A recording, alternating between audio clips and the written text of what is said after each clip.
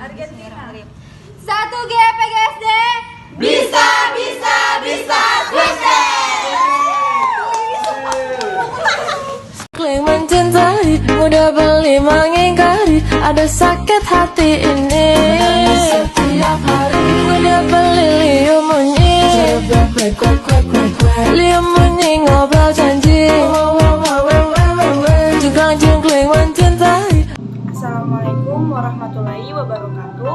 Hai teman-teman, kembali lagi di video saya. Seperti biasa, tujuan saya membuat video ini untuk memenuhi tugas mata kuliah dari Bapak Dr. Rustam I. Husain selaku dosen pengampu mata kuliah manajemen kelas. Dan saya di sini akan menjelaskan materi tentang pendekatan proses kelompok. Dan jangan lupa like dan subscribe ya. Pendekatan proses kelompok disebut juga pendekatan sosio-psikologis, merupakan pendekatan yang mengutamakan peraturan dan mengoptimalkan interaksi antar peserta didik dalam suatu kegiatan kelompok untuk mencapai tujuan pembelajaran sehingga proses belajar mengajar dapat berjalan efektif dan efisien. Pendekatan ini dipilih berdasarkan prinsip psikologi, sosial, dan dinamika. Penggunaan pendekatan proses kelompok dalam pengelolaan kelas didasarkan pada prinsip-prinsip psikologi, sosial, dan dinamika kelompok. Penggunaan pendekatan proses kelompok pada ciri-ciri kelompok yang ada di dalam kelompok kelas dan saling berhubungan antar peserta didik yang menjadi anggota kelompok kelas. Pendekatan kelompok agar memiliki suatu ikatan yang kuat memerlukan beberapa unsur antara lain. Yang pertama, tujuan kelompok. Tujuan kelompok dalam hal ini adalah tujuan pembelajaran yang hendak dicapai. Setiap kelompok dalam kelas harus mengetahui tujuan dari dilakukannya suatu kegiatan kelompok. Dengan begitu, peserta didik akan lebih memahami dan tertarik untuk mengikuti proses pembelajaran. Ketidaktahuan akan menimbulkan ketidakpedulian yang berakibat munculnya masalah manajemen kelas. Dalam hal ini, guru memiliki peran merumuskan dan mengomunikasikan kepada peserta didik tentang tujuan atau goal yang hendak dicapai.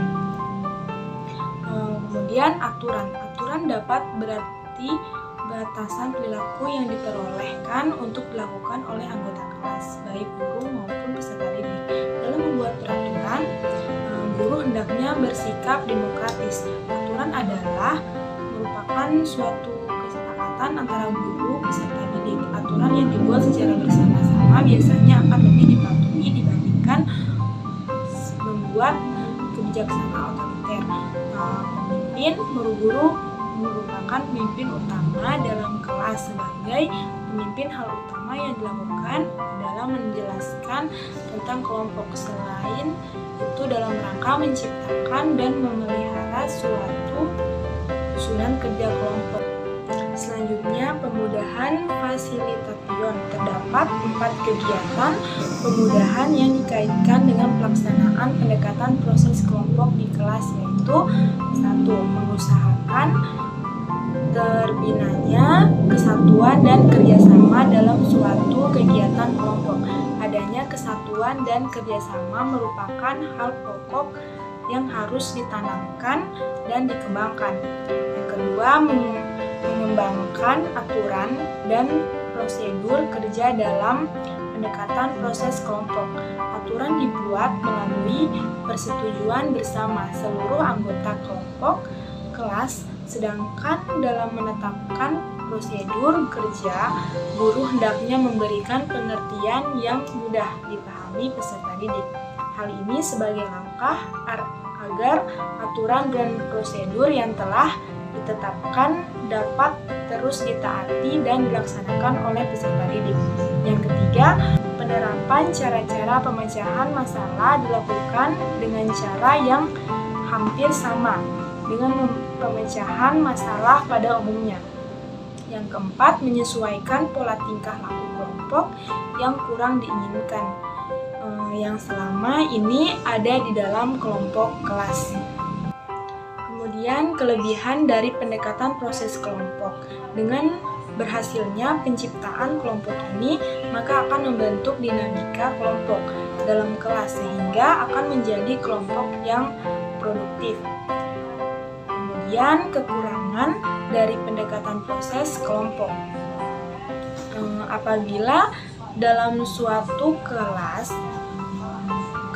tidak terciptanya pendekatan proses kelompok, maka siswa-siswa tidak merasakan adanya rasa kebersamaan antar mereka. Selanjutnya, sekian dari video saya. Mohon maaf ada kesalahan kata-kata. Dan bertemu lagi di video selanjutnya. Assalamualaikum warahmatullahi wabarakatuh.